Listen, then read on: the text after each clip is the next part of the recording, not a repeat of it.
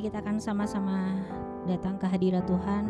Mari kita akan bersaat teduh secara pribadi ke depan.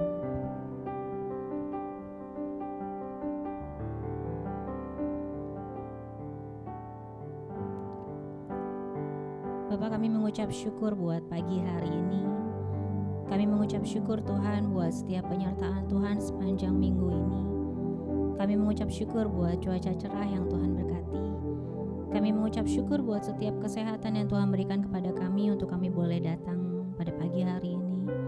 Kami mengucap syukur Tuhan, sebab tanpa-Mu Tuhan, kami tidak mampu, sebab hanya dengan kebesaran-Mu Tuhan kami boleh hidup sampai dengan saat ini.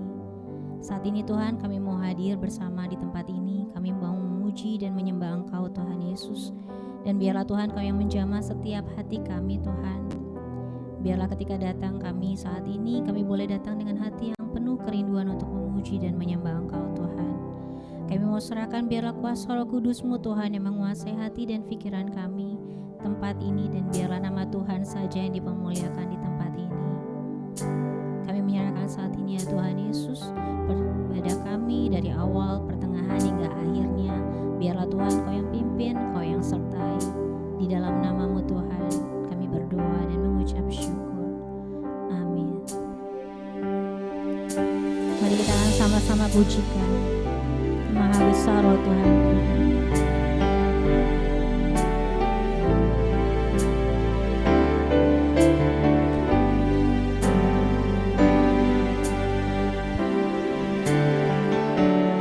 Tuhanku, bila ku mengagumi semesta alam hasil karya-Mu,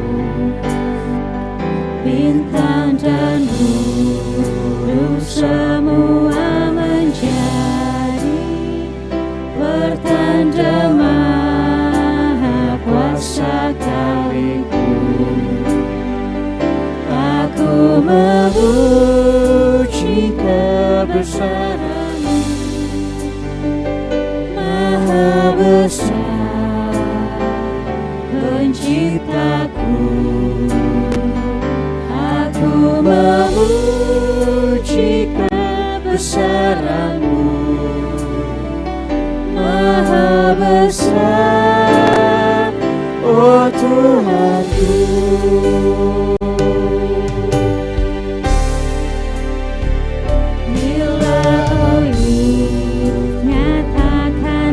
Kasih Allah hingga menyuruh anaknya mati, rela disalib bagi manusia, lunaslah dosaku diampuni. Aku memuji kebesaran-Mu, Maha Besar Penciptaku. Aku memuji kebesaran-Mu, Maha Besar, oh Tuhanku. Mari kita akan sama-sama katakan, bila Tuhan akan datang kembali, biarlah sungguh sukacita hati kita di dalam Tuhan.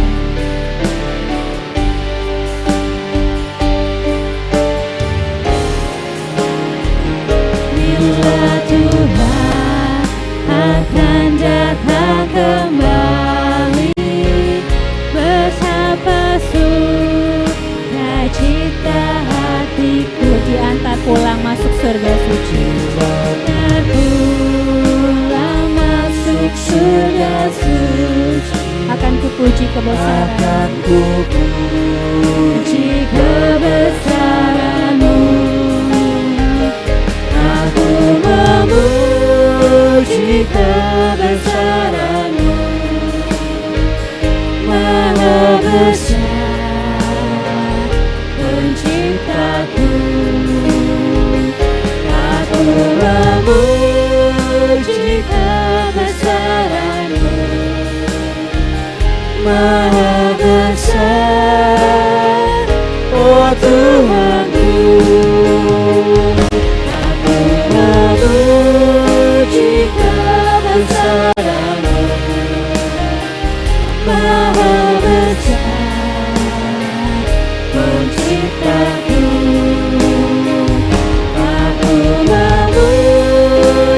kebesaran-Mu, Maha besar, oh Tuhanku. Aku memuji kebesaran-Mu, Maha besar, Penciptaku. Aku memuji kebesaran-Mu, Maha besar, oh Tuhanku.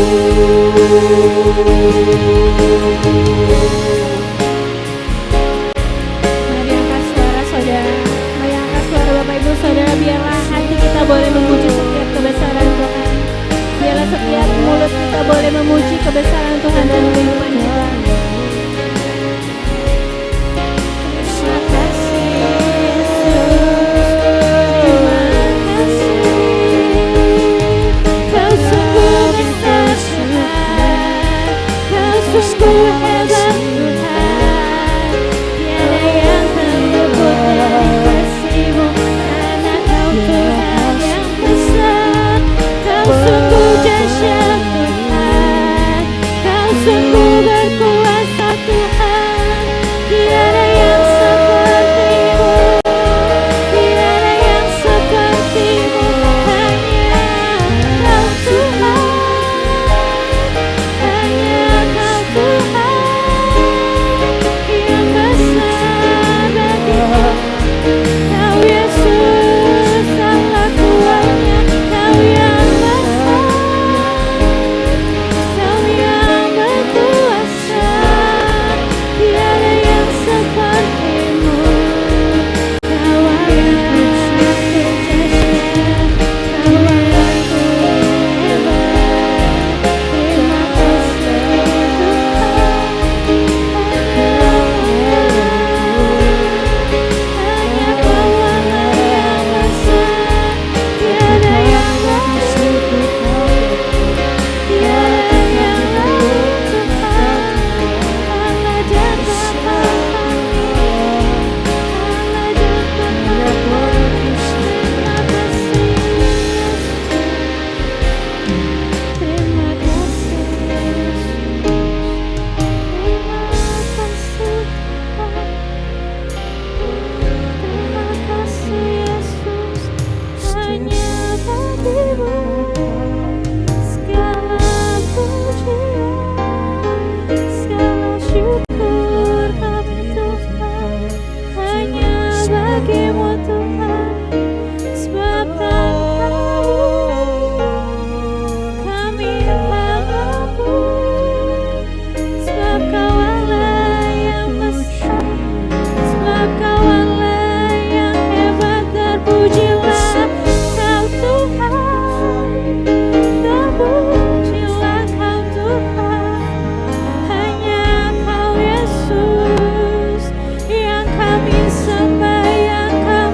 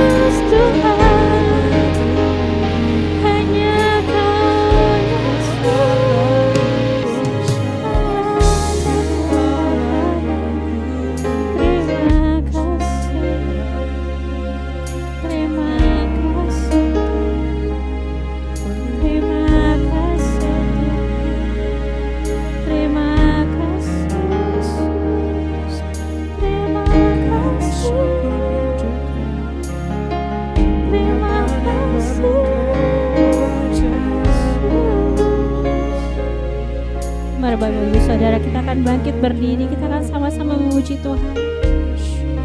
Mari kita akan sama-sama katakan, ku mau memuji-Mu Tuhan.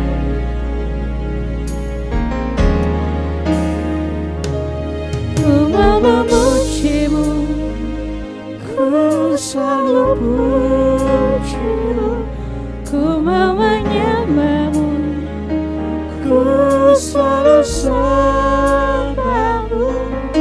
Kau yang layak terima semua pujian, kemuliaan hanya bagi Tuhan.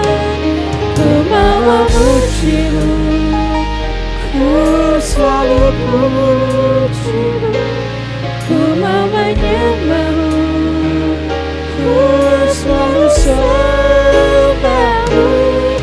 Kau yang layak terima semua pujian, kemuliaan hanya bagi Tuhan.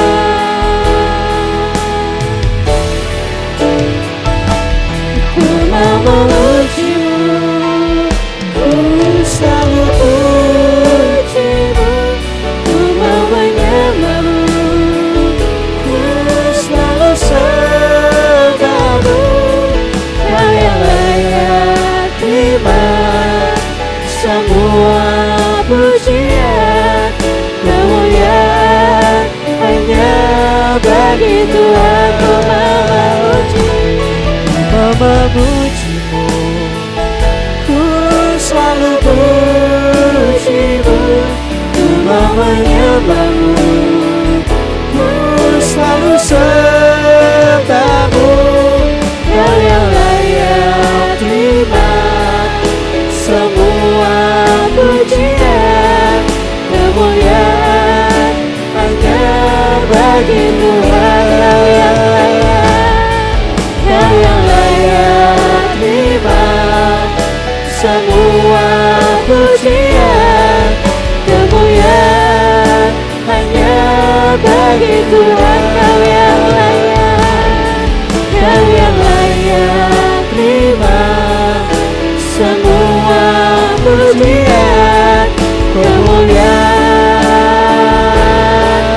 hanya bagi Tuhan.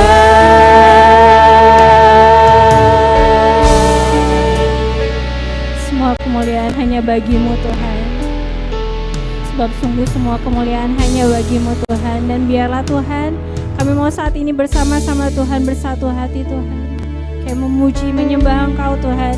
Biarlah hati kami boleh mengucap syukur Tuhan, meluap-luap dengan ucapan syukur kami hanya kepadamu Tuhan. Kayak mau sama-sama Tuhan saat ini memuji dan menyembah Engkau Tuhan. Kayak mau serahkan saat ini Tuhan Yesus, di dalam nama Tuhan kami Yesus Kristus.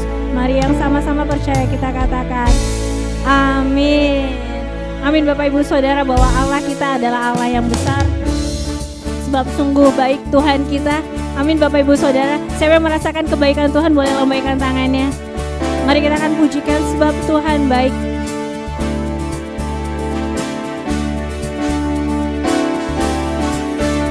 Mari kita akan masuk gerbang Tuhan dengan penuh pujian dan ucapan syukur. Mari kita akan sama-sama bertepuk tangan.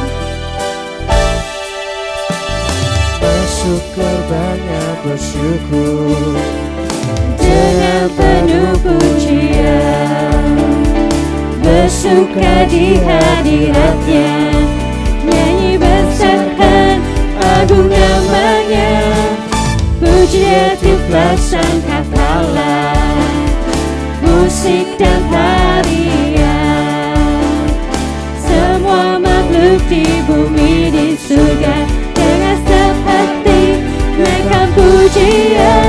Sebab Tuhan baik, sebab Tuhan baik, sebab Tuhan baik, anugerahnya kekal selamanya. Sebab Tuhan baik, sebab Tuhan baik, sebab Tuhan baik, anugerahnya kekal selamanya. Mari kita akan katakan Yesus Kristus Allah Tuhan. Yesus Kristus Allah Tuhanku, pencipta segalanya. Datang sujud di hadapannya, angkat tanganmu, naikkan pujian. Puji Dia tiuplah sang katalah, musik dan tarian. Semua makhluk di bumi di surga dengan seperti naikkan pujian. Sebab Tuhan baik, sebab Tuhan baik, sebab Tuhan baik, anugerahnya kekal selamanya. Sebab Tuhan baik, sebab Tuhan baik, sebab Tuhan baik, anugerahnya kekal selamanya. Sebab Tuhan baik, sebab Tuhan baik, sebab Tuhan baik, anugerahnya kekal selamanya. Sebab Tuhan baik, sebab Tuhan baik, sebab Tuhan baik, sebab Tuhan baik, anugerahnya kekal selamanya. Mari Bapak Ibu Saudara sama-sama katakan sebab Tuhan baik.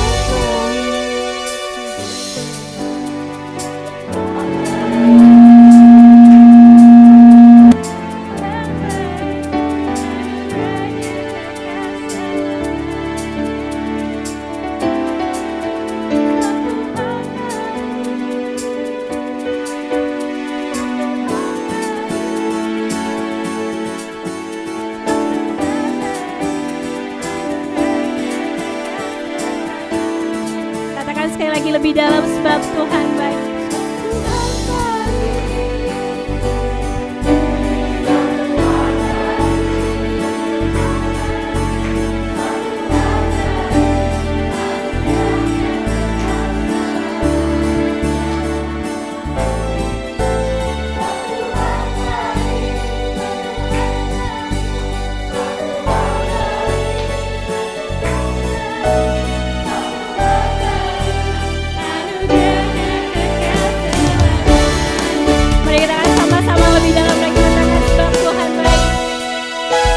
Tuhan baik, sebab Tuhan baik, sebab Tuhan baik, sebab Tuhan baik, sebab Tuhan baik, anugerahnya kekal selamanya. Sebab Tuhan baik, sebab Tuhan baik, sebab Tuhan baik, sebab Tuhan baik, sebab Tuhan baik, anugerahnya kekal selamanya. Tuhan baik, anugerahnya kekal selamanya. Sebab Tuhan baik, anugerahnya kekal selamanya. Beri tepuk tangan sebab Tuhan kita sungguh-sungguh Tuhan yang baik. Masih semangat Bapak Ibu dalam Tuhan. Sungguh Tuhan kita, sungguh Tuhan yang baik. Amin. Mari kita akan semakin semangat di dalam Tuhan sebab kita mau pujikan sebab Tuhan kita adalah Tuhan yang maha besar. Mari kita akan katakan sebab Tuhan maha besar.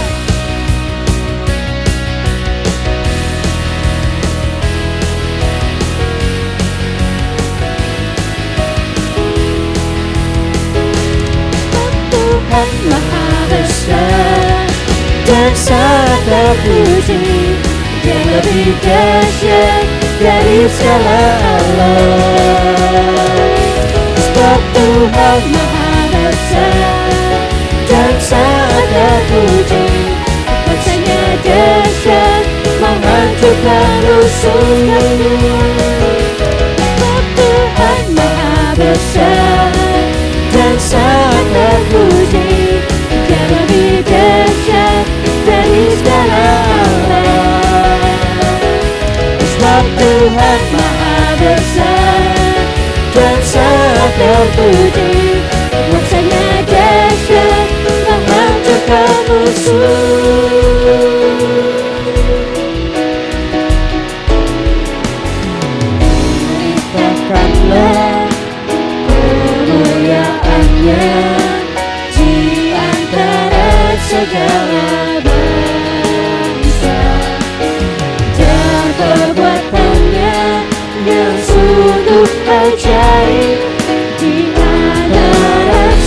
suku bangsa.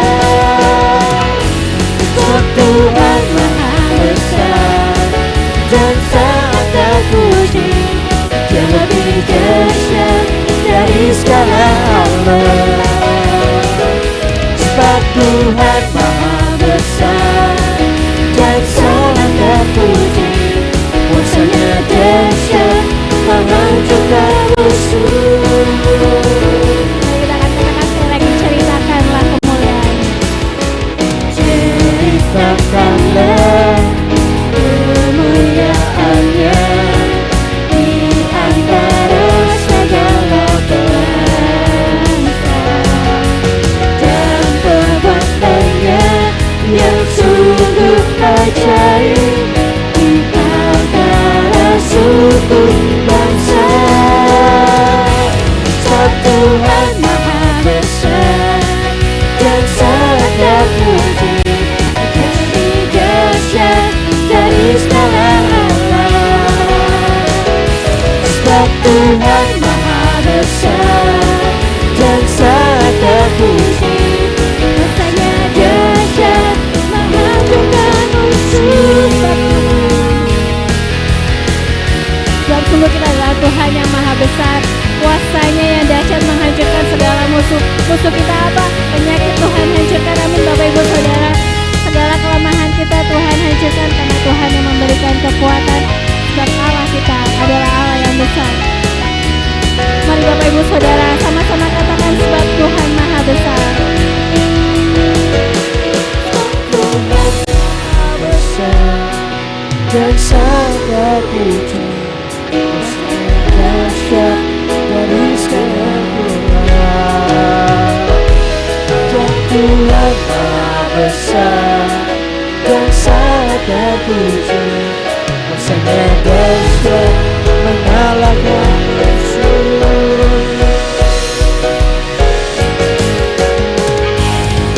Tuhan Maha Besar dan sangat terpuji, Dia lebih dahsyat dari segala Allah.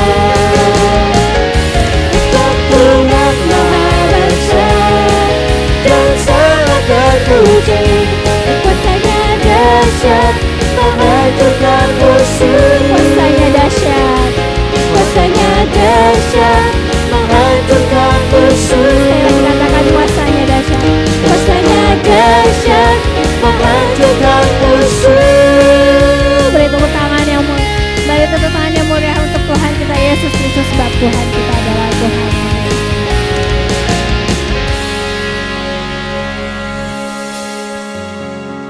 Bapak Ibu Saudara duduk kembali dalam hadirat Tuhan. Mari kita akan semakin lebih dalam lagi menyiapkan hati kita saat ini. Mari kita akan mempersiapkan setiap persembahan kita, perpuluhan kita, persembahan khusus kita, komitmen kita. Mari kita akan sama-sama angkat dan kita akan persembahan kepada Tuhan. Bapak, kami mengucap syukur buat pagi hari ini. Kami mengucap syukur Tuhan, saat ini kami mau datang ke hadirat-Mu. Kami mengucap syukur Tuhan sebab Engkau-lah Allah kami yang besar, sebab Engkau-lah Allah yang sanggup Tuhan melakukan segala perkara dalam kehidupan kami. Kami mengucap syukur buat setiap pemeliharaan-Mu Tuhan, atas kesembuhan yang Tuhan berikan, atas penguatan yang Tuhan berikan, atas sukacita yang Tuhan berikan, atas begitu banyak berkat dalam kehidupan kami Tuhan. Kami mengucap syukur lagi Tuhan, terlebih lagi buat setiap pertolongan-Mu Tuhan dalam kehidupan kami hari lepas hari ketika kami menjalani kehidupan kami. Kami mau serahkan saat ini Tuhan, kami membawa ucapan syukur kami, persembahan kami, komitmen kami ke dalam tangan kuasa-Mu. Biarlah Tuhan Kau yang memberkati setiap hati kami yang memberi Tuhan Yesus. Biarlah apa yang kami taburkan pada pagi hari ini Tuhan boleh dipergunakan untuk memperluas kerajaan-Mu di tempat ini. Kami mau serahkan saat ini ya Tuhan Yesus, di dalam nama Tuhan kami Yesus Kristus kami berdoa dan mengucap syukur. Amin.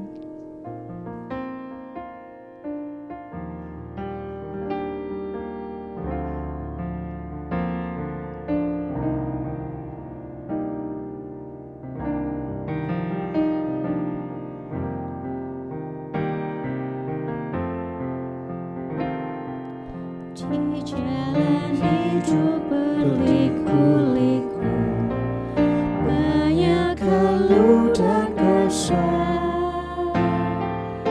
Bila terang di tempat gelap itu, hiburkan orang resah. Jadikan aku pancaran terang-Mu, juga pengantar berkat-Mu. Jadikan aku, ya Yesus Tuhan, pancaran berkat bagi sekalian.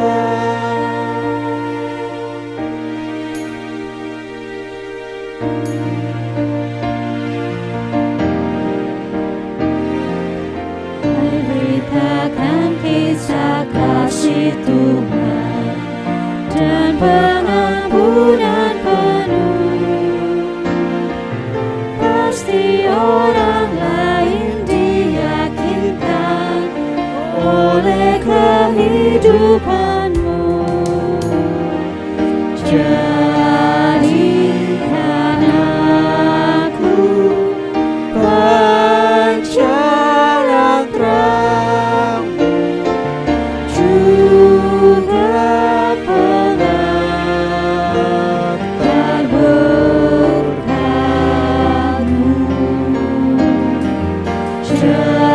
Jadikan aku, ya Yesus Tuhan, pancaran berkat bagi sekalian.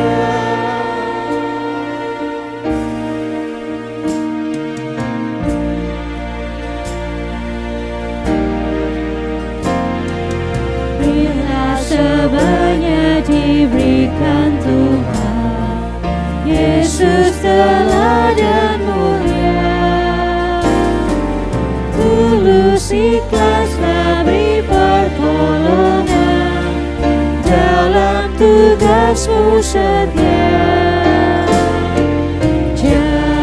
Jadikan aku pancaran terang-Mu, juga pengantar berkat-Mu. Saya ulang banyak dan jadikan aku, ya Yesus Tuhan, pancaran berkat bagi sekalian. Jadikan aku pancaran terang-Mu, juga pengantar berkat-Mu.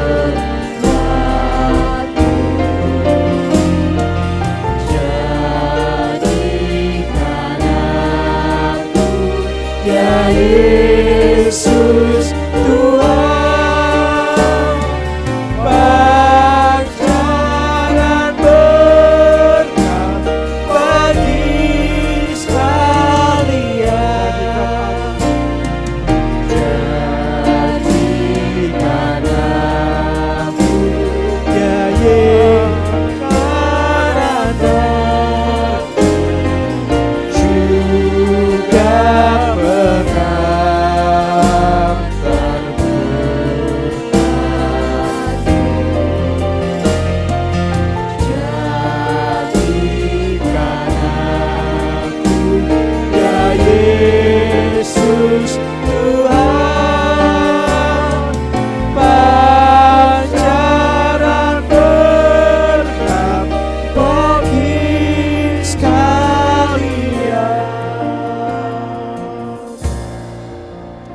Bapak, itulah keridhaan Tuhan atas kami, supaya kami benar-benar menjadi pancaran berkat supaya kami benar-benar dalam hidup kami berdampak positif bagi orang-orang yang di sekitar kami.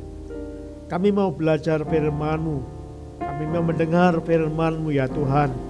Pada pagi hari ini kiranya Roh Kudus tuntun kami, membimbing kami, supaya kami dapat mengerti maksud Tuhan, kehendak Tuhan, supaya kami sungguh-sungguh terus bertumbuh hidup kami, sehingga hidup kami berdampak bagi orang-orang yang ada di sekitar kami. Makasih Bapa, berkati juga anak-anak kami yang mereka juga akan ibadah di tempat yang lain. Dengan cara mereka Tuhan berkati guru yang membimbing. Roh Kudus memberkati semuanya, baik guru maupun anak-anak ini, sehingga sungguh-sungguh anak-anak akan terus bertumbuh semakin besar, semakin mengenal Tuhan. Bahkan satu saat mereka percaya bahwa Yesus adalah Tuhan Juru Selamat mereka. Terima kasih Bapa di surga. Di dalam nama-Mu Yesus Kristus Tuhan Juru Selamat kami menaikkan doa kami ini. Haleluya. Amin.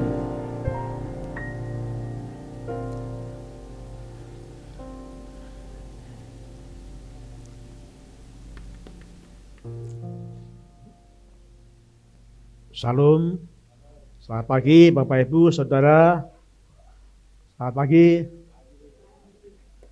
Ya, saya berharap Bapak Ibu semuanya diberkati Tuhan dan akan terus sehat, akan terus bisa memuliakan Tuhan walaupun segala situasi yang terus berubah-ubah. Pagi hari ini kita akan belajar firman Tuhan dengan tema orang yang hidup akan Tuhan akan berdampak. Orang yang hidupnya takut akan Tuhan akan berdampak. Kita akan membaca firman Tuhan di dalam Matius pasal yang ke-5. Matius pasal 5 ayat 13 sampai dengan ayat yang ke-16. Kita akan membaca bersama-sama beberapa ayat ini. Matius pasal 5 ayat yang ke-13 sampai ayat yang ke-16. Baik, kita akan mulainya. Kamu adalah garam dunia. Jika garam itu menjadi tawar, dengan apakah ia diasinkan? Tidak ada gunanya lagi selain dibuang dan diinjak orang. Kamu adalah terang dunia. Kota yang terletak di atas gunung tidak mungkin tersembunyi. Lagi pula orang tidak menyalakan pelita lalu meletakkannya di bawah gantang, melainkan di atas kaki dian, sehingga menerangi semua orang di dalam rumah itu. Demikianlah hendaknya terangmu bercahaya di depan orang, supaya mereka melihat perbuatanmu yang baik dan memuliakan Bapa-Mu yang di surga. Nah saudaraku, pada ayat yang ke-16 dikatakan, demikianlah hendaknya terangmu bercahaya di depan orang, supaya mereka melihat perbuatan yang baik dan memuliakan Bapa-Mu yang di surga. Bapak Ibu, saudaraku yang dikasihi Tuhan, satu kali ada seorang bapak yang pergi ke pasar burung. Nah, saya nggak tahu di sini ada beberapa tempat, yaitu tempat menjual burung atau pasar burung. Nah, bapak itu ingin mencari burung beo. Burung beo itu bisa menirukan orang, bisa menyanyi. Saya pernah ketika ke tempat kakak saya, waktu itu dia memiliki ada seekor burung beo yang sangat pintar. Burung itu setiap orang yang datang ke rumahnya disambut Assalamualaikum, Assalamualaikum gitu. Saya kaget, saya tarik, mana itu? Ternyata burung beo itu menyambut kami dengan ucapan salam itu. Nah saudaraku, saya coba waktu itu burung itu saya ajari haleluya, haleluya gitu ya. Dan benar, dia bisa berkata Haleluya, haleluya. Jadi burung itu bisa mengucapkan dua salam, yang satu salam dari agama Islam dan satu salam dari agama Kristen. Jadi sangat pintar burung beo itu. Nah, Bapak ini ingin mencari burung beo yang bagus. Dia melihat seekor burung yang digantung, yang dimasukkan dalam sangkar. Dia menunjuk burung itu, Pak, kalau burung itu harganya berapa? Penjual berkata, Pak, ini harganya 2 juta. Kenapa? Mahal. Iya, karena burung ini bisa menirukan atau menyanyikan 2 lagu. Kami latih dan dia sudah bisa menyanyi 2 lagu. Sehingga harganya 5 juta. Wah, mahal ya. Tadi 2 juta ternyata menjadi 5 juta. Loh, kalau yang itu, dia itu lebih mahal, Pak. Itu harganya 10 juta. Mahal banget. Iya. Karena burung itu bisa menirukan, bisa menyanyikan 5 lagu. Dan suaranya merdu sekali. Sehingga harganya pun juga mahal. Lalu Bapak itu melihat ada burung yang digantung di sangkar yang lebih bagus. Dan dia tunjuk, kalau yang ujung sana Pak, berapa Pak itu Pak? Oh, burung itu tidak kami jual Pak. Kenapa? Nah, itu kesayangan kami.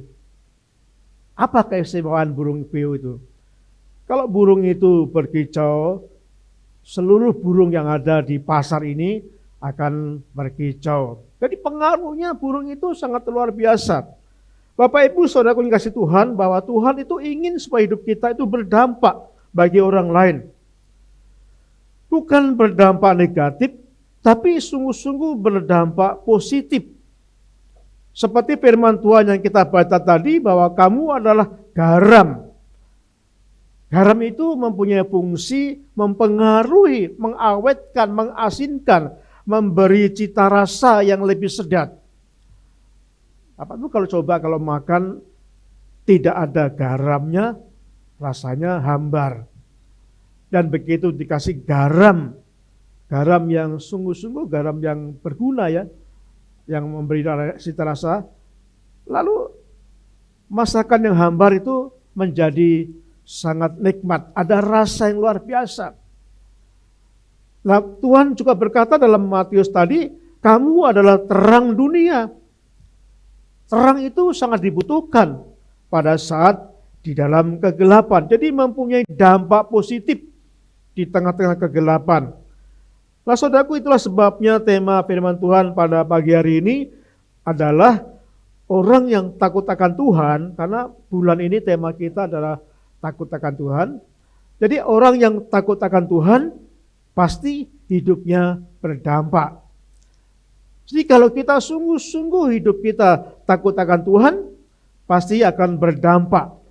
Berdampak di dalam keluarga, berdampak di dalam lingkungan di mana Bapak Ibu bekerja, dan berdampak dimanapun. Karena orang yang takut akan Tuhan hidupnya berdampak, memberi warna, memberi rasa, memberi terang bagi orang-orang yang ada di sekitarnya. Saudaraku, ada seorang yang meneliti, orang itu meneliti 2 keluarga maksud saya.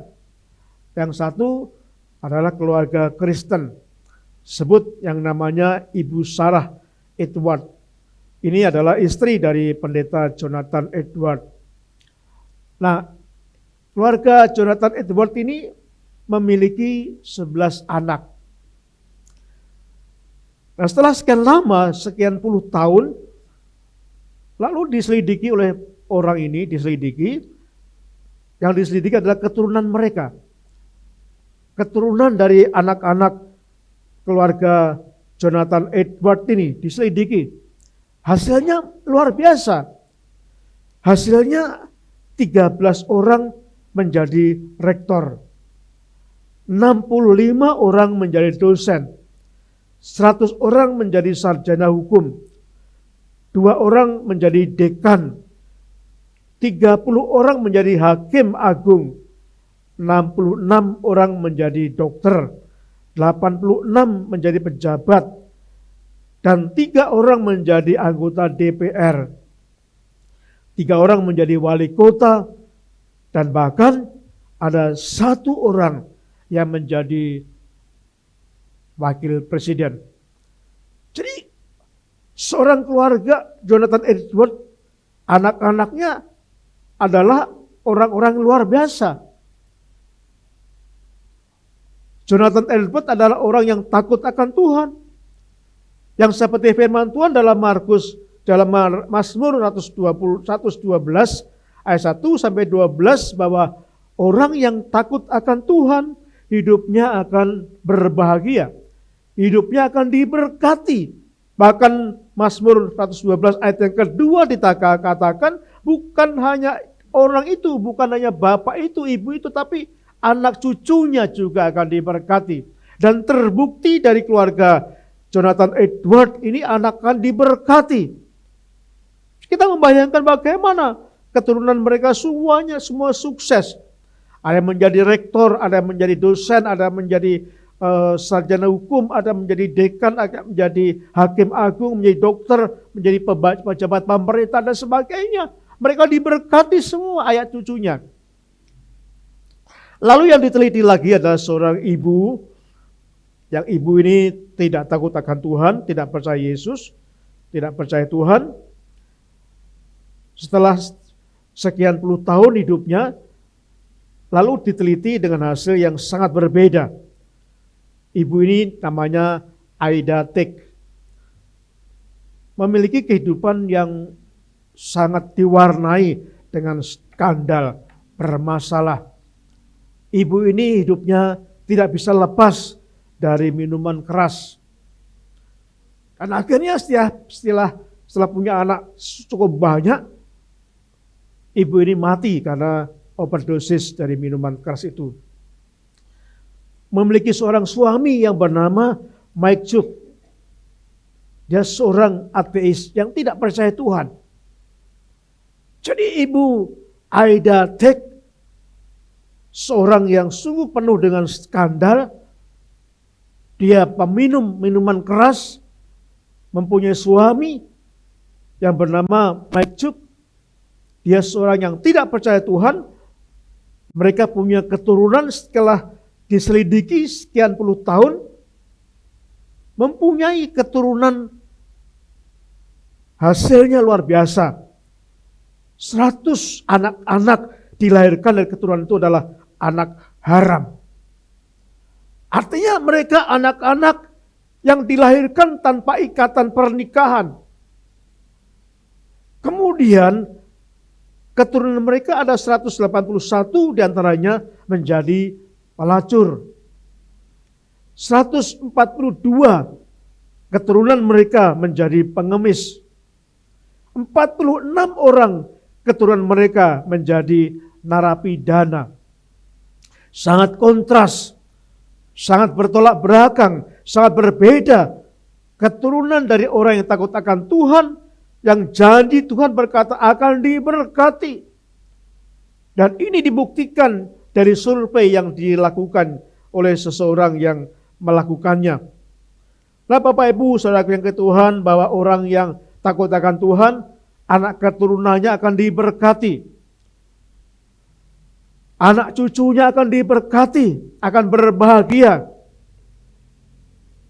Tetapi orang yang tidak takut akan Tuhan, yang tidak percaya Tuhan, mereka mengalami hidupnya yang sangat buruk, menderita. Jadi sangat penting kita untuk berusaha hidup takut akan Tuhan. Nah, saudaraku, pada pagi hari ini temanya takut akan Tuhan. Orang yang takut akan Tuhan hidupnya akan berdampak. Nah, kita akan belajar bagaimana supaya hidup kita berdampak, saudaraku. Ada 3 hal yang kita pelajari. Apa yang kita miliki supaya hidup kita berdampak bagi orang lain, berdampak yang positif. Yang pertama kita belajar hari ini adalah orang yang hidupnya berdampak harus memiliki karakter yang baik di hadapan Tuhan.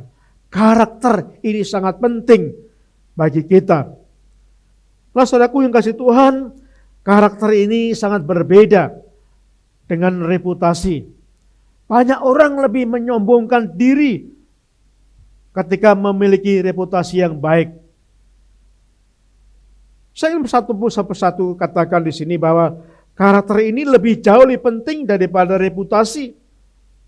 Reputasi bisa dibentuk sesaat. Itu bisa pencitraan. Reputasinya baik, sukses, berhasil, luar biasa. Tapi itu sementara. Tapi karakter itu dibangun seumur hidup. Nah, saudaraku, reputasi itu berkata tentang apa yang dikatakan orang lain tentang Anda. Artinya apa yang dilihat orang lain tentang saudara. Wah, dia baik loh. Wah, dia pinter, dia smart. Dia sukses. Dia kaya. Dan lain sebagainya. Sesuatu yang kelihatan. Itu adalah reputasi. Tetapi karakter adalah apa yang disampaikan Yesus Kristus kepada Allah Bapa. Dia memiliki karakter yang benar. Dia memiliki karakter yang setia kepada Tuhan. Masalahku yang kasih Tuhan. Jadi yang pertama, kalau kita ingin hidup kita berdampak, mari berjuang supaya kita berusaha memiliki karakter yang indah, karakter yang baik di hadapan Tuhan. Nah, saudaraku, kita membuka firman Tuhan di dalam Matius pasal yang kelima tadi. Matius pasal yang kelima ayat yang ke-16 berkata demikian. Demikianlah hendaknya terangmu bercahaya di depan orang, supaya mereka melihat perbuatanmu yang baik dan memuliakan Bapa-Mu yang di surga. Tuhan Yesus berkata, hendaklah terangmu. Kita adalah terang. Kita ditebus, kita diampuni dosa kita. Kita ibarat terang. Dan terang itu seperti cahaya. Terang itu akan bercahaya jikalau di tempat kegelapan. Supaya Bapa-Mu yang melihat perbuatanmu. Supaya Bapa kita melihat perbuatan kita yang baik dan memuliakan Tuhan. Jadi karakter yang indah, karakter yang baik adalah kehidupan perbuatan yang memuliakan Tuhan. Ada banyak orang mengatakan dia itu baik tetapi tidak memuliakan Tuhan. Tapi kalau kita memuliakan Tuhan, pasti perbuatan kita baik. Saudaraku, saya punya teman, dia di depan saya itu sangat sering melakukan perbuatan yang baik. Dia senang menolong. Dia suka bergaul, sangat ramah. Di depan saya, teman saya ini sangat sempurna. Dia melakukan perbuatan yang sangat baik. Tetapi saudara, tidak lama kemudian, sekian tahun kemudian, saya mendengar teman saya yang saya katakan baik itu ditangkap polisi dan masuk penjara dengan tuduhan dia melakukan kejahatan. Sangat terkejut. Dan seperti saya katakan tadi, bahwa ini adalah hanya reputasi kebaikan yang saya lihat. Tapi sesungguhnya kebaikan-kebaikan yang saya lihat itu hanya sesaat. Perbuatan baik. Dan ternyata mereka ditangkap polisi karena melakukan tindakan-tindakan kriminal yang sangat bertentangan dalam hukum masyarakat dan juga pemerintah.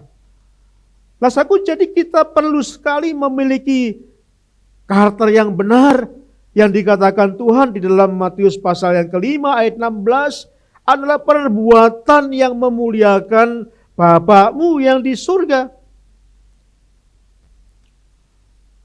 Saya percaya kalau hidup kita fokusnya kepada Tuhan, kalau hidup kita fokusnya untuk memuliakan Tuhan, dimanapun kita akan berbuat baik. Pasti, saudara. Tapi kalau fokus kita, perbuatan baik kita hanya kita tujukan kepada manusia, ya, ketika di tempat yang tidak ada teman, ketika di tempat yang sepi, kita melakukan kejahatan. Ada banyak orang melakukan kejahatan. Ada banyak orang melakukan penipuan. Ada banyak orang bahkan memalsu data-data.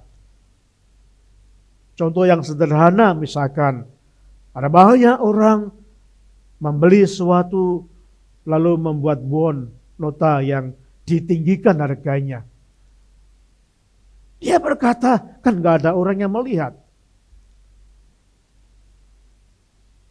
Saya percaya itu bukan memuliakan Tuhan. Kenapa? Karena fokus hidupnya supaya dilihat orang.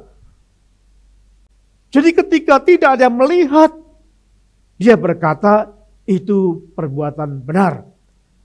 Saya percaya kalau kita memiliki perbuatan yang baik, memuliakan Tuhan, dimanapun kita tempatnya, kita akan berbuat baik, kita akan berbuat jujur. Kenapa? Karena fokus kita kepada Tuhan dan kita percaya mata Tuhan menjelajah ke penjuru dunia, melihat apa yang kita lakukan.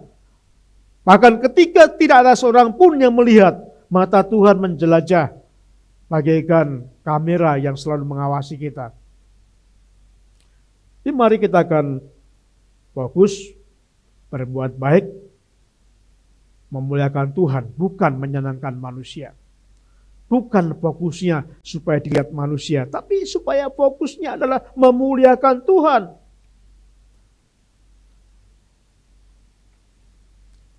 Masalahku yang kedua kita akan melihat di sini bahwa memiliki karakter yang baik ini adalah memiliki integritas. Minggu yang lalu kita pelajari bahwa integritas ini adalah memiliki ucapan, perbuatan itu sama. Pikiran dan hati itu sama. Jadi kalau saya berkata si A ini baik, ya benar. Ucapan saya benar. Dia memang baik. Bukan ketika saya berkata orang ini baik, tapi pikiran saya berkata baik apa? Jadi Tuhan ingin supaya sungguh-sungguh ucapan, perbuatan, pikiran kita sama. Apa yang kelihatan dan tidak kelihatan itu sama. Kalau kita melihat di dalam Ibrani pasal yang keempat, ayat yang ke-15 dikatakan demikian. Sebab imam besar yang kita punya bukanlah imam besar yang tidak dapat berturut merasakan kelemahan-kelemahan kita.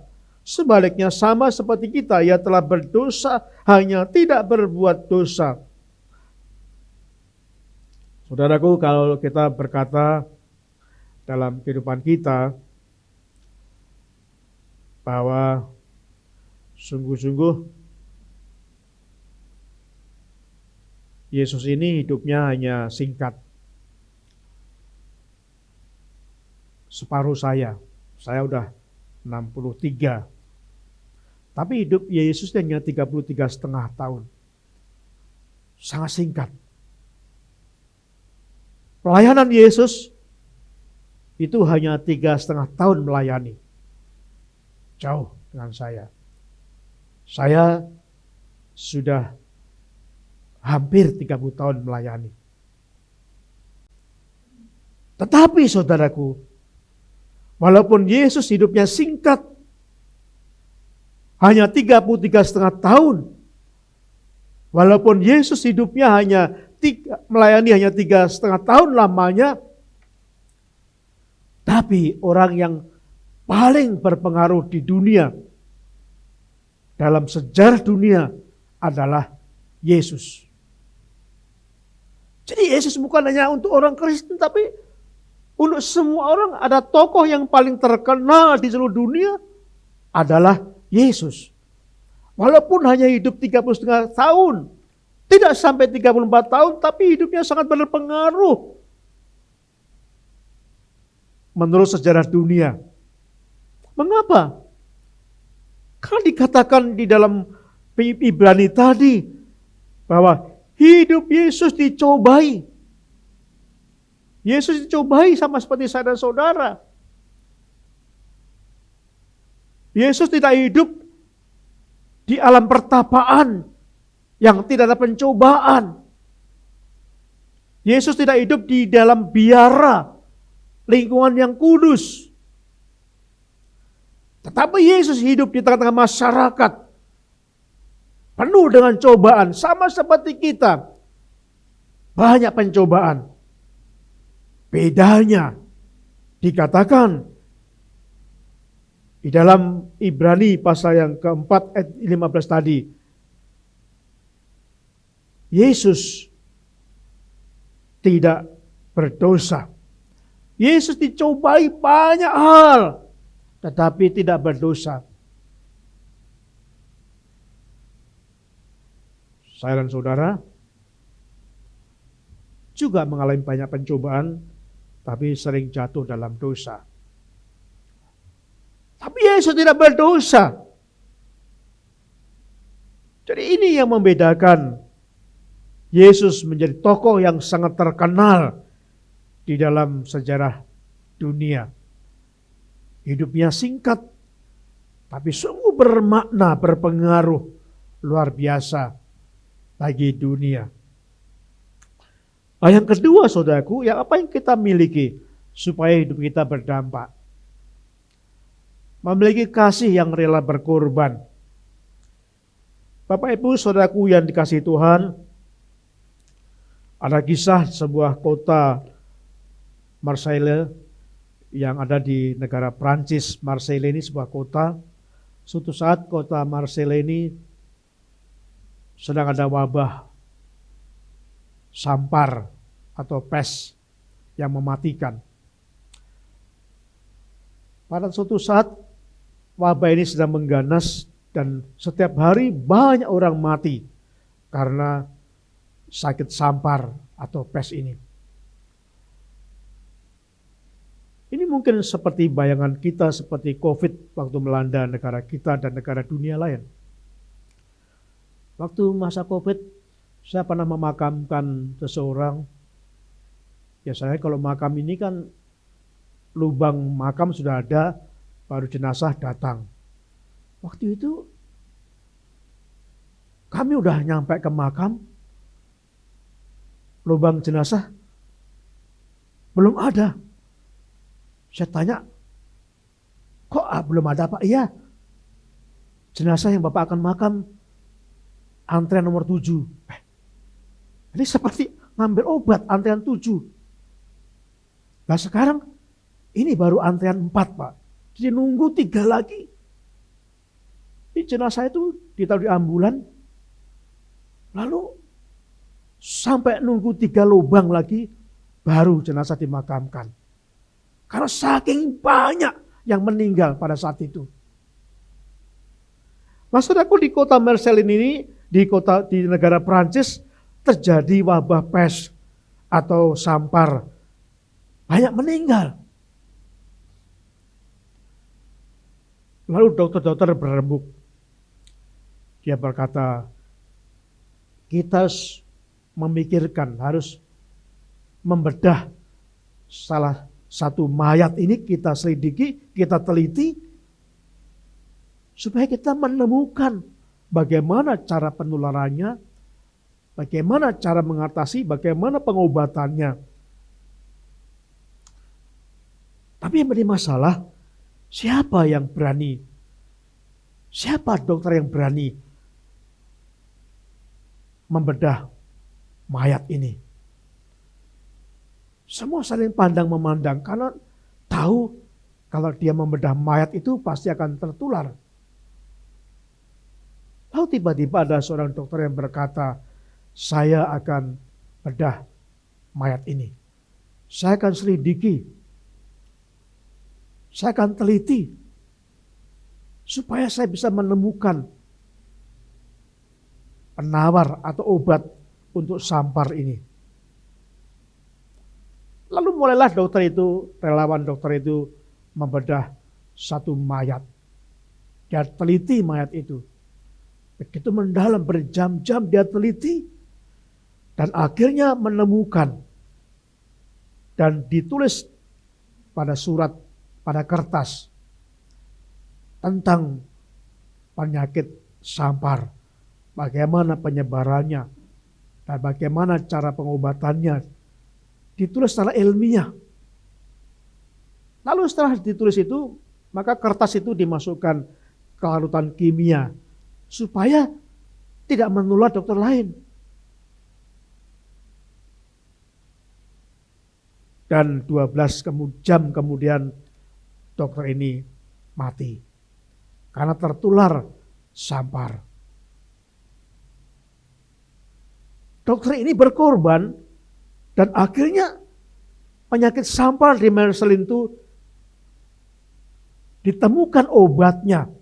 Dan itu bisa menyelamatkan banyak masyarakat di Marseille, Prancis ini. Banyak orang terselamatkan karena sudah ditemukan obatnya.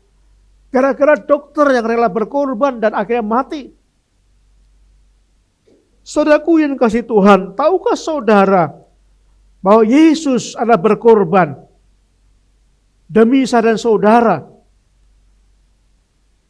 untuk menyelamatkan dosa saya saudara supaya kita tidak masuk dalam hukuman kekal. Yesus berkorban.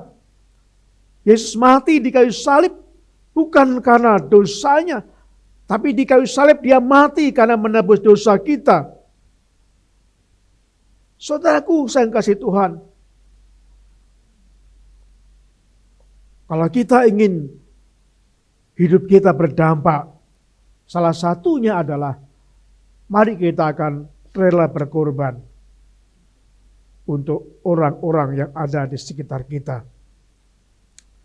Rela berkorban untuk menolong orang-orang yang ada di sekitar kita. Saudaraku, seperti garam itu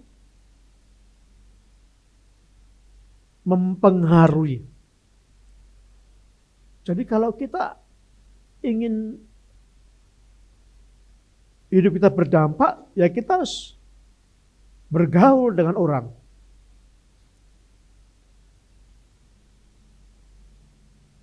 Tuhan Yesus itu dikatakan menjadi sahabat orang berdosa. Dan memang benar Tuhan Yesus bergaul dengan seorang pemungut cukai. Pemungut cukai itu pada waktu itu mempunyai konotasi pemungut cukai pasti orang yang berdosa. Karena mengambil pajak yang tidak benar.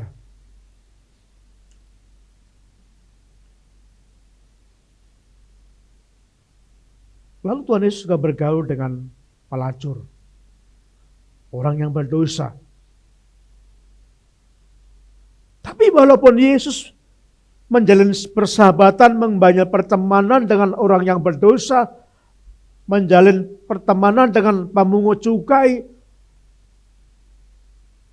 dia rela mendatangi pelacur. Tapi Yesus tidak berdosa. Bahkan Yesus ingin datang kepada mereka supaya mereka disadarkan tentang perbuatannya. Nah, saudaraku ngasih Tuhan, sekarang semakin banyak orang-orang Kristen itu bergaul dengan orang Kristen juga. Kalau kita bergaul dengan orang-orang Kristen, ya pasti kita nggak akan bisa berdampak bagi orang yang tidak percaya Yesus. Yaitu sama seperti garam bertemu garam, semakin asin, ya menjadi gudang garam ya. Kita garam, bertemu garam ya menjadi gudang garam. Atau kalau kita bayangkan kita itu terang yang dikatakan Yesus, bergaul kita dengan terang-terang yang gak berguna. Kenapa? Karena terang itu hanya berguna pada waktu tengah kegelapan. Nah, saudaraku yang kasih Tuhan, ada sebuah riset yang diadakan oleh Josh Barna. Dia orang Amerika Serikat. Josh Barna dan tim, dia membuat riset orang-orang yang percaya Yesus. Hasilnya, orang yang percaya Yesus di Amerika itu karena mendengar khotbah pendeta itu 13%. Jadi di Amerika itu orang yang mendengar percaya Yesus itu mendengar khotbah itu hanya 13%. Menjadi percaya Yesus karena ikut KKR itu 5%. Lalu orang yang mengikuti seminar PI lalu percaya Yesus itu hanya 5%. Lalu ikut hadir dalam kelas pemuritan lalu percaya Yesus hanya 4%. Ada yang mereka percaya Yesus karena retreat dan ternyata hanya 4%. Lalu pada waktu ibadah pemakaman keluarga, ada tantangan, dan salah satu orang itu percaya Yesus, dan itu hanya 4%. Lalu faktor yang lain, banyak lain faktornya, itu hanya 16%. Dan yang sangat mengejutkan, mayoritas orang yang percaya Yesus itu karena melalui pertemanan. Jumlahnya adalah 44%. Jadi kalau kita berteman, kita mengenal orang-orang yang belum percaya Yesus, kita bersaksi. Kenapa? Karena orang yang paling banyak percaya Yesus, prosentase terbesar yaitu 44% ini adalah karena melalui pertemanan, persahabatan. Jadi saudaraku yang kasih Tuhan, itulah sebabnya kita perlu untuk terus membangun hubungan dengan orang lain. Supaya terang kita percaya. Supaya garam kita bisa mempengaruhi, fungsi garam kita mempengaruhi kehidupan orang yang belum percaya. Dan saudaraku yang ketiga apa? Yang ketiga, supaya hidup kita berdampak adalah kesediaan kita untuk memberitakan Injil. Dalam Matius pasal yang kelima ayat 14 dikatakan, kamu adalah terang dunia. Kota yang terletak di atas gunung tidak mungkin tersembunyi. Jadi saudaraku yang kasih Tuhan, Tuhan berkata pada saudara, pada saya. Tuhan tidak berkata kita. Tuhan berkata kamu. Sangat pribadi. Kamu orang yang percaya Yesus, kamu adalah terang dunia.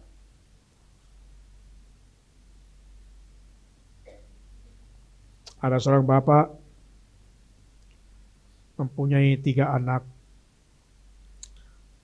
Lalu masing-masing anak diberi uang 100.000 rupiah oleh bapak ini. Bapak itu mengajak anak-anaknya 3 ini ke gudang. Gudang itu sedang kosong. Lalu bapak itu berkata, anak-anak, kamu sudah saya berikan masing-masing 100.000, kamu bebas membeli apapun. 100.000 ini bisa memenuhi seluruh gudang bapak ini. Lalu anak yang pertama memberi jerami. Dengan 100.000, anak ini pergi dan memberi jerami. Memang cukup banyak jerami itu. Tapi ketika jerami itu dimasukkan ke gudang itu, ternyata belum memenuhi gudang itu. Hanya sedikit gudang yang tertutup jerami. Lalu anak yang kedua membeli balon. Balon-balon itu ditiup. Dan belum memenuhi seluruh gudang yang ada. Anak yang ketiga membeli beberapa lilin. Ya, pasang lilin, beberapa lilin di ujung-ujung itu dan dinyalakan lilin-lilin itu. Dan seluruh gudang yang gelap itu menjadi terang. Saudaraku yang kasih Tuhan, Tuhan ingin kita menjadi terang. Seseorang yang dari gelap menjadi terang itu hanya ada satu cara, saudaraku. Mereka membutuhkan kasih Tuhan. Mereka membutuhkan kebaikan Tuhan melalui kehidupan saya dan saudara. Mereka membutuhkan berita Injil tentang Yesus. Kalau mereka, orang yang belum percaya Yesus, digambarkan hidup dalam kegelapan itu, dan bergaul dengan saya dan saudara yang memiliki kasih, yang memiliki kebaikan, yang memiliki berita-berita tentang Yesus, mereka lama-lama akan percaya Yesus. Pada saat mereka percaya Yesus, hidup mereka pindah dari kegelapan kepada hidup yang terang. Saudaraku, kita harus memberitakan Injil. Kita harus bersaksi. Bersaksi tidak perlu yang rumit-rumit.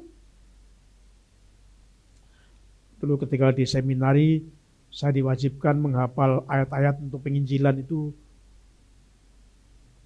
dalam waktu 2 semester atau setahun belajar pemuritan itu harus menghafal ayat-ayat firman Tuhan. Penginjilan, temanya penginjilan itu 64 ayat. Itu tidak boleh salah. Tidak boleh salah ada koma. Tidak boleh salah kekurangan kata dan. Harus sempurna. Dan saat itu banyak mahasiswa yang tidak lulus. Walaupun diberi waktu setahun, tapi dituntut untuk menghafal sempurna. Tidak boleh ada kesalahan. 64 ayat. Saudaraku, penginjilan bukan seperti itu. Bukan rumit. Memberitakan Injil bukan dengan cara yang rumit seperti ini, tapi kita menceritakan pengalaman hidup kita pribadi kepada orang lain. Menceritakan bagaimana saat kita belum percaya Yesus, kita berkata kita sering emosi, kita sering marah-marah. Hidup kita mungkin sering tidak sabar. Kita sering mengeluh dan sebagainya.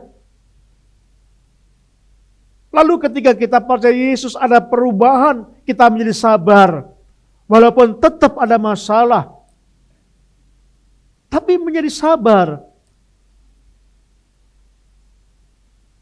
Menjadi bisa bersyukur dan sebagainya. Dan pada saat orang itu mendengar kesaksian kita, dia pasti berkata, saya juga pengen seperti kamu.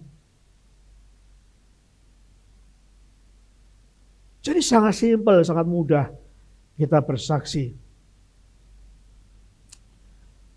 Saudaraku, ada 4 inti Injil dalam kehidupan kita yang sangat penting.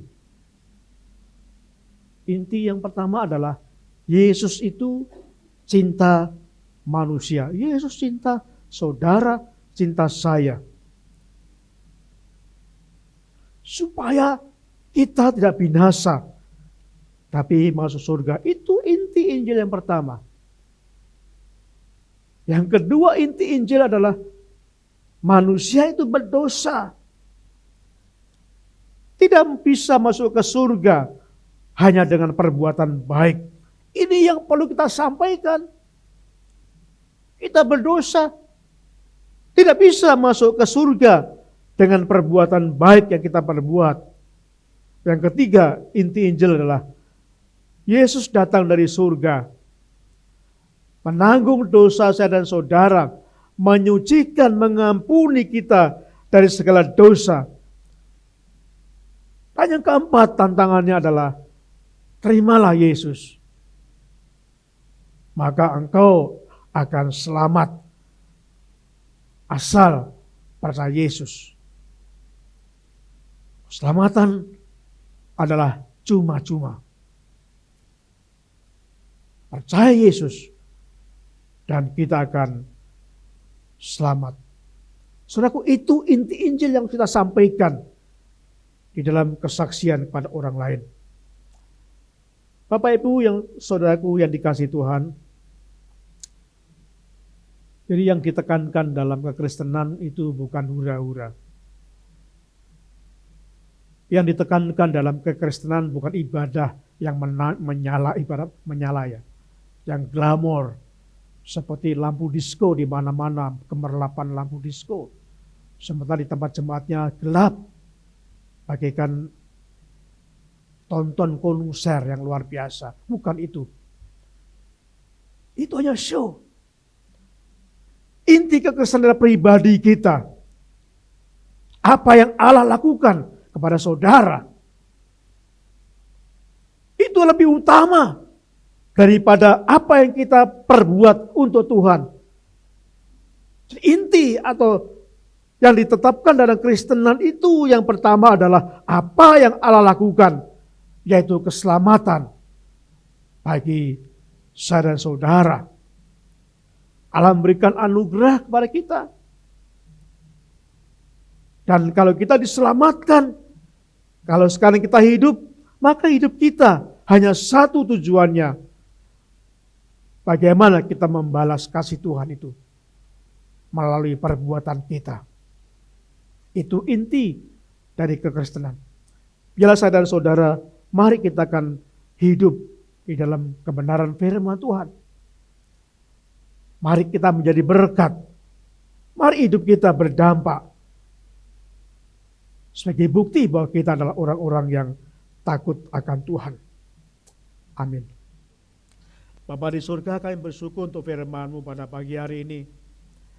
Biar Tuhan menolong supaya kami benar-benar berdampak bagi orang lain. Kami garam, kami terang. Supaya hidup kami sebagai garam memberi rasa yang nyaman, rasa yang sungguh-sungguh manis, rasa asin, rasa yang sungguh-sungguh nikmat. Maka waktu kami menjadi terang, biarlah kami bercahaya di tengah-tengah kehidupan, di tengah-tengah kegelapan itu, Bapa. Tolong kami, Roh Kudus, supaya kami benar-benar dipakai Tuhan, berdampak hidup kami menjadi orang-orang yang diselamatkan, menjadi orang-orang yang dipakai Tuhan untuk membawa mereka berpindah dari gelap menuju kepada terang. Pada saat mereka melihat perbuatan kita, pada saat mereka melihat kebaikan kami, pada saat mereka melihat cara hidup kami, mereka berkata, Yesus ada dalam orang ini. Terima kasih Tuhan Yesus. Terima kasih. Saudara, kita akan menaikkan pujian. Sebagai orang yang percaya Yesus, pasti kita mengalami perubahan hidup kita. Kita sudah berpaling ke jalan yang benar. Saat kita percaya Yesus, pasti kita sungguh-sungguh sudah mengalami perubahan yang luar biasa.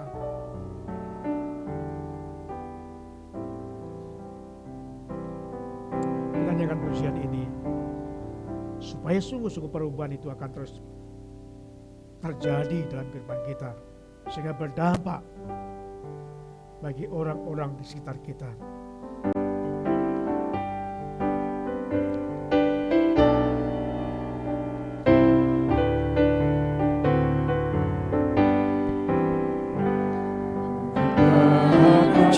Sungguh ku alami sejak ku terima Yesus.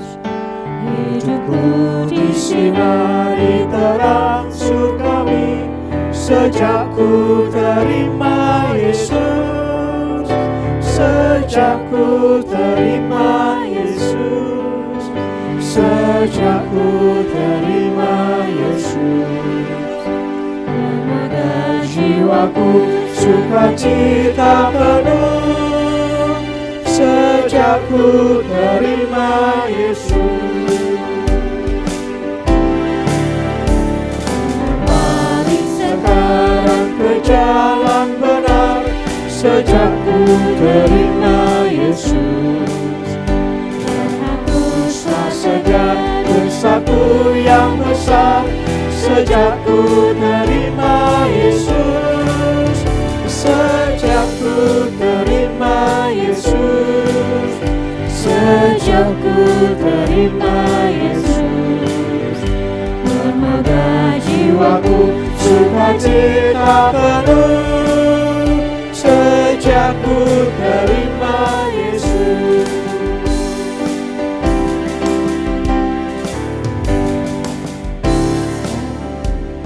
Sekarang harapan sesungguh penuh sejak ku terima Yesus. Aku tak bimbang lagi, hatiku teguh sejak ku terima Yesus. Sejak ku terima Yesus.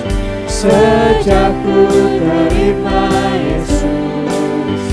Bermegah jiwaku sukacita penuh sejak ku terima Yesus. Saksikan banyak keempat. Sedia di surga tempat bagiku sejak ku terima Yesus. Ku menuju ke sana senang hatiku sejak ku terima Yesus. Sejak ku terima Yesus. Sejak ku terima Yesus. Bermegah jiwaku sukacita penuh sejak ku terima Yesus. Bermegah jiwaku. Bermegah jiwaku sukacita penuh sejak ku terima Yesus. Saudara senang percaya Yesus? Amin. Dan hidup kita akan berdampak, memberikan terang, menjadi garam bagi orang-orang di sekitar kita. Bapa di surga, kami bersyukur firman-Mu sekali lagi mengingatkan kami supaya kami memiliki hidup yang berdampak, supaya iman kami hidup bisa berdampak bagi orang-orang di sekitar kami, bagi keluarga kami, bagi suami kami, bagi istri kami yang belum mengenal Engkau, bagi anak-anak kami yang belum mengenal Engkau, bagi orang tua kami yang belum mengenal Engkau, bagi keponakan kami, sepupu kami, bahkan bagi mertua kami yang belum mengenal Engkau, bahkan bagi pembantu yang menolong kami yang belum percaya Engkau. Kami rindu Tuhan supaya seluruh keluarga kami, seisi rumah kami akan percaya Yesus. Terima kasih Bapa di surga. Tuhan tolong kami supaya kami memiliki kehidupan perbuatan yang memuliakan Tuhan, supaya kami sungguh-sungguh mampu untuk kami menyatakan kesaksian kami kepada orang lain, menceritakan tentang kehidupan kami sebelum kami percaya Yesus dan setelah kami percaya Yesus. Perubahan-perubahan yang nyata supaya itu menjadi berkat orang lain juga ingin berubah pada saat mereka mengenal Tuhan. Terima kasih Tuhan Yesus. Kami berdoa Tuhan pada saat ini, Kau pakai jemaat-Mu ini menjadi saluran berkat, menjadi terang, menjadi garam bagi orang-orang. Mampukan kami untuk berteman dengan orang-orang yang belum mengenal Engkau. Bapak, kami berdoa saat ini, kiranya Tuhan memberkati bangsa kami. Tuhan pakai bangsa kami. Kami serahkan secara khusus menyerahkan bangsa kami, supaya kami bisa menjadi garam di tengah-tengah lingkungan kami, menjadi terang, sehingga banyak orang berpindah dari kegelapan menuju terang melalui hidup kami. Terima kasih Tuhan. Kami ingin berdoa pada saat ini, berdoa secara khusus untuk Ibu Raquel yang saat ini masih belum bisa ke gereja, masih mengalami sakit yang luar biasa pada bagian kepalanya. Ada kesalahan-kesalahan medis sehingga menyebabkan Ibu Raquel sampai sekarang masih mengalami kesakitan kepala yang luar biasa. Tuhan, kami berseru kepada Engkau. Engkau Allah kami yang sempurna. Tuhan, tolong jamah bagian sakit di kepala Ibu Raquel. Dalam nama Yesus, Tuhan jamah, Tuhan hadir di pembaringannya. Tuhan sembuhkan. Engkau Allah kami, Sang Penyembuh, mampu menyembuhkan Ibu Raquel pada saat ini. Berkati Tuhan, supaya dokter ini lebih hati-hati. Kami serahkan kepada Tuhan. Tuhan berkati untuk diri Gadiel yang baru dilahirkan 1 minggu yang lalu. Tuhan memberkati pertumbuhan, memberkati kesehatan dari Gad ini, berkati semua organ tubuhnya sehingga bertumbuh sempurna seperti Engkau adalah Allah yang sempurna yang menciptakan. Terima kasih ya Bapa di surga. Kami berdoa untuk jemaat-Mu yang saat ini ada beberapa yang tidak bisa beribadah. Mereka keluar kota mungkin karena long weekend, menikmati liburan. Tuhan berkati mereka dimanapun mereka berada, supaya mereka sungguh-sungguh tetap bisa beribadah di tempat dimanapun mereka berada. Terima kasih Tuhan. Kami bersyukur atas semua ini Bapak. Saudaraku yang dikasih Tuhan, kita mengakhiri ibadah kita pada hari ini. Pulanglah dengan damai sejahtera. Kiranya kasih dari Allah Bapa, anugerah, keselamatan dari Tuhan Yesus Kristus, serta persekutuan dalam Roh Kudus menyertai saudara sekalian mulai saat ini, esok, sampai selama-lamanya. Terpujilah Tuhan, haleluya, amin.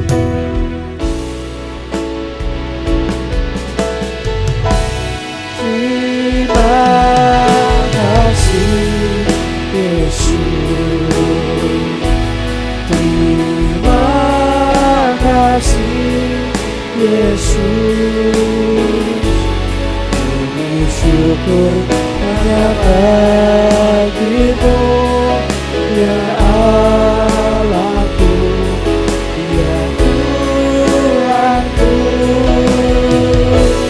Terima kasih Yesus, terima kasih Yesus. Puji syukur hanya bagi-Mu.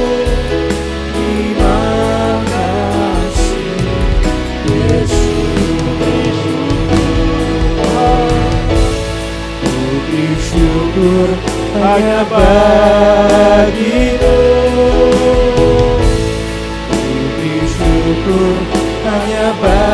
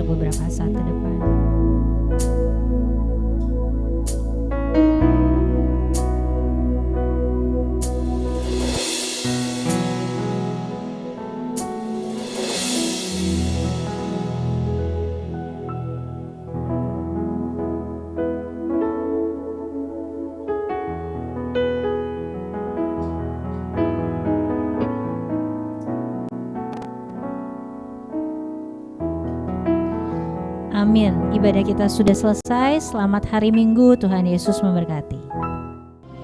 We live